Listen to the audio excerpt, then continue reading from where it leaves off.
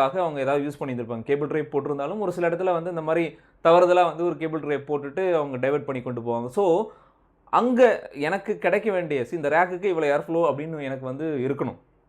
அங்க எனக்கு தேவையான அந்த ஏர் ஃப்ளோ அங்க கிடைக்கல. ஸோ, அதனால என்ன ஆச்சு அப்படின்னா, எனக்கு வந்து அங்க ஹாட்ஸ்பாட் வந்து ஜெனரேட் ஆயிருக்கு.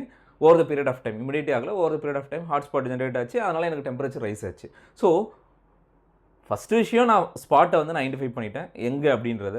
2வது வந்து பார்த்தீங்கன்னா, அந்த ஏர் ஃப்ளோ பேட்டர்ன்லாம் நான் அனலைஸ் பண்ணி பார்க்கும்போது, ஒரு ரைஸ்டு ஃபால்ஸ் ஃப்ளோர் கீழ வந்து பார்த்தீங்கன்னா, கேபிள்லாம் வந்து பிளாக் ஆகியிருக்கு. ஸோ, அது வந்து உங்களுக்கு பெர்ஃபரேட்டட் ஃப்ளோ டெயில்லேருந்து ஏர் ஃப்ளோ வர்றது வந்து கம்மி பண்ணிருச்சு. ஸோ, இதான் இஷ்யூ அப்படின்றத நான் அட்ரஸ் பண்ணிட்டேன்.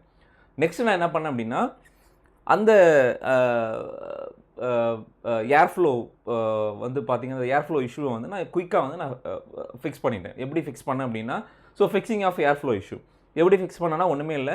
ஸோ எனக்கு வந்து பெர்மனன்ட்டா நான் பண்ணோன்னா, அந்த டீம் அந்த என்டையர் டீம் அந்த